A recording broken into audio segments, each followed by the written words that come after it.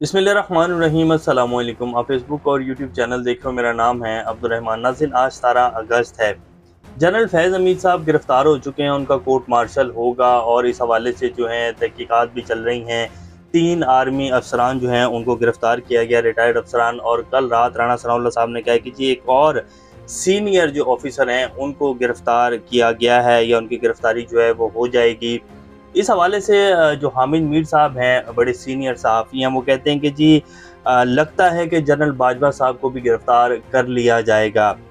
अब क्या वाक़ई जनरल बाजवा साहब को गिरफ़्तार किया जाएगा? हामिद मीर साहब ने कुछ इंकशाफ़ात किए हैं। इस तरह कुछ और सहाफ़ी जो हैं वो जनरल फैज़ और जनरल बाजवा साहब के दौर की क्या-क्या चीज़ें जो हैं वो क्या-क्या कुछ होता रहा है, और कुछ वो लोग जो जनरल फैज़ और जनरल बाजवा के विक्टिम हैं वो मीडिया के ऊपर भी आने के लिए तैयार हैं। तो क्या कोई ऐसा इंटरव्यू या कुछ ऐसी चीज़ें भी सामने आ सकती हैं कि जनरल फैज़ हमीद जो हैं वो क्या-क्या करते रहे हैं, किसके कहने के ऊपर करते रहे हैं?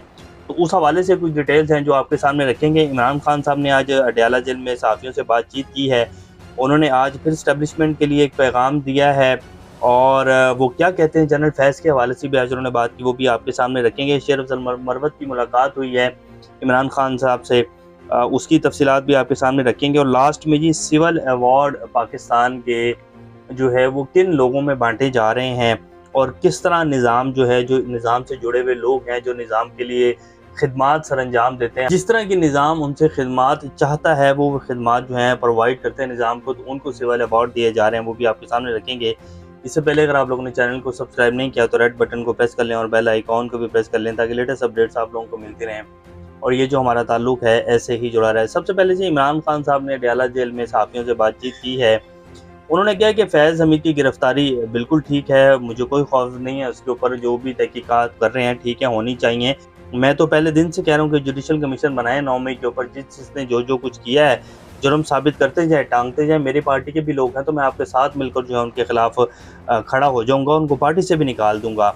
फिर उन्होंने कहा कि हमारे खिलाफ रेफ़रेंस जो है वो 23 नवंबर को चीफ़ जस्टिस के रिमार्क्स पर बनाया गया। ज़ेर समाअत रेफ़रेंस पर चीफ़ जस्टिस कैसे रिमार्क्स दे सकते हैं? चीफ़ जस्टिस ने रिमार्क्स देकर इस जज को वाज़ेह पैगाम दिया है।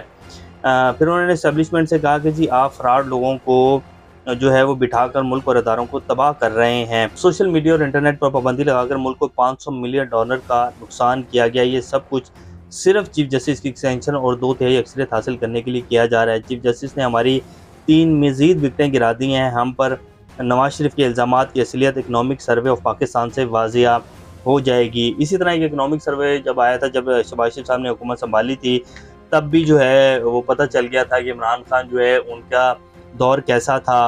वो इन्होंने अपनी हुकूमत में आके जब वो वज़ीर-ए-आज़म बने थे तब उस सर्वे की रिपोर्ट जो है वो जारी हुई थी।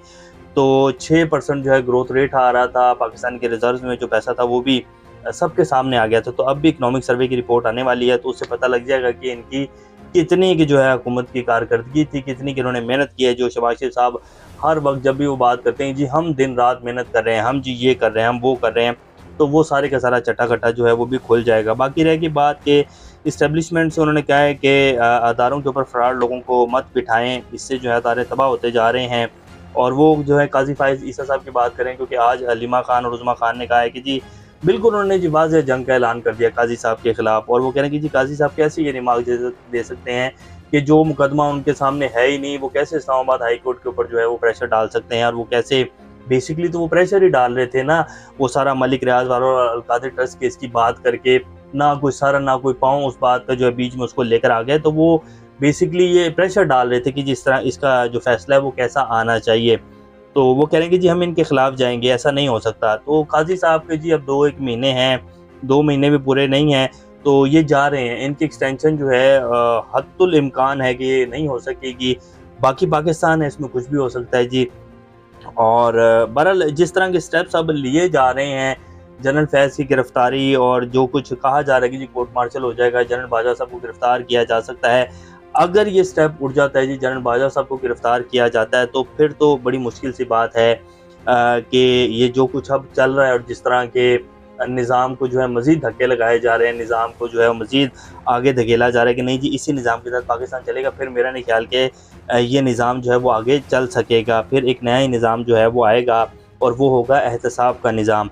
शेर अफ़ज़ल मरवत साहब की इमरान खान साहब से मुलाकात हुई, वो कह रहे हैं कि जी इमरान खान साहब ने गले लगाया, आज हम शेरो शकर हो गए, गिले शिकवे हुए, पर खान की हिदायत के ऊपर पार्टी से इख्तलाफात ख़त्म कर रहा हूँ। मैं भी माफ़ी मांगता हूँ और मैं अब पार्टी के ख़िलाफ़ बिल्कुल भी कोई बात नहीं करूँगा और मीडिया से भी गुजारिश करता हूँ कि मुझसे पार्टी के हवाले से कोई इख्तलाफात के हवाले से कोई बात ना की जाए। आज खान ने 22 अगस्त के जलसे के हवाले से जो है मुझे वो का ज़िम्मेदारी सौंपी है और 22 अगस्त का जलसा होगा और उसके बाद हम लाहौर में इंटर होने जा रहे हैं, लाहौर में जलसा करेंगे। रोक सकते हो तो रोक लो।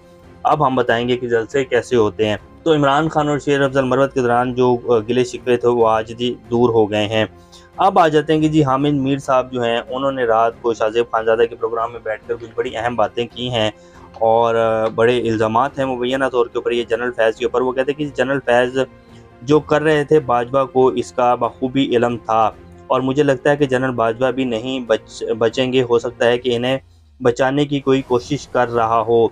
अब जनरल बाजवा को बचाने की कौन कोशिश कर रहा है? अच्छा, 2 दिन पहले जो हैं तमाम जो पाकिस्तान की जो वेटरन्स ऑफ पाकिस्तान हैं, आर्मी चीफ़ हैं, हमारे जो army chief general Asim Munir साहब हैं, उनकी तरफ से एक इशाइया दिया गया जिसमें जनरल हाइल शरीफ साहब भी थे। मैं तस्वीर भी आपकी स्क्रीन के ऊपर चला देता हूँ।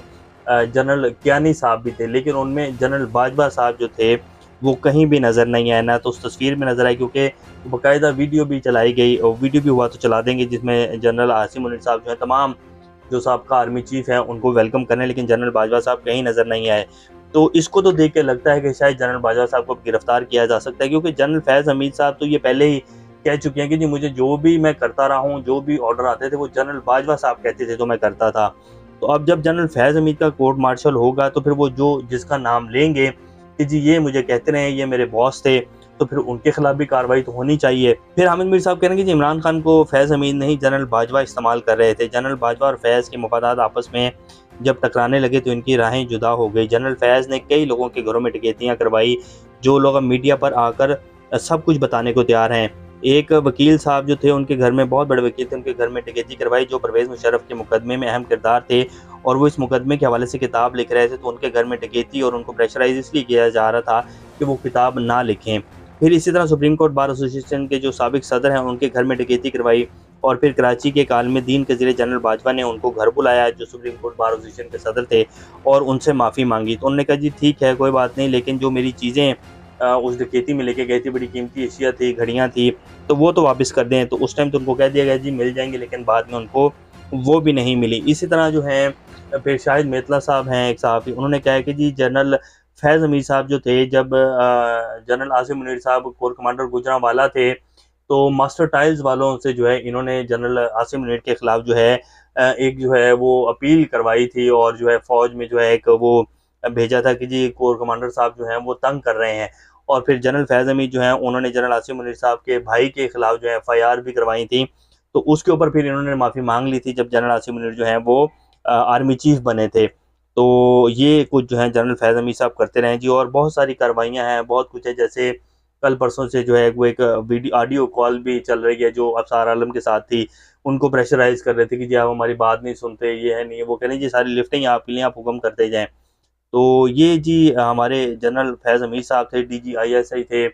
जनरल बाजवा साहब के हवाले से जो चीज़ें सामने आई हैं, पूरे मुल्क को जी यरगमाल बनाया हुआ था जी इन 2 शख्सियात ने, और पूरे मुल्क का निज़ाम जो है वो दरम-भरम कर दिया। आज अगर 25 करोड़ अवाम और 74% पाकिस्तानी जो हैं वो अपना माहाना खर्चा नहीं पूरा कर पा रहे हैं ना, तो इसके पीछे सिर्फ़ और सिर्फ़ 1 से 2 बंदों का हाथ है, जिनमें जनरल बाजवा और जनरल फैज़ हमीद है। तो जब जनरल फैज़ हमीद को पकड़ा गया है तो उनके खिलाफ कोर्ट मार्शल हो रहा है, तो फिर जनरल बाजवा साहब को पकड़ा जाना चाहिए। और अगर जनरल बाजवा साहब को पकड़ लिया जाता है जी और उनका कोर्ट मार्शल होता है, तो फिर हम वाक़ई समझेंगे, मैं तो अपनी राय के मुताबिक यही समझता हूँ कि फिर वाक़ई जो है एहतसाब का अमल जो है वो शुरू हो गया है और फिर कोई नहीं बचेगा। और अवाम भी यही चाहती है कि जी आप एहतसाब करें और उस एहतसाब के शिकंजे में जिसकी भी गर्दन आती है उसको उड़ा दें, कोई मसला नहीं है, लेकिन एहतसाब करें और पाकिस्तान को जो है वो पटरी के ऊपर लेकर आएँ। ये बहुत हो गया पिछले 77 साल से। तो बहरहाल देखते हैं जी क्या बनता है।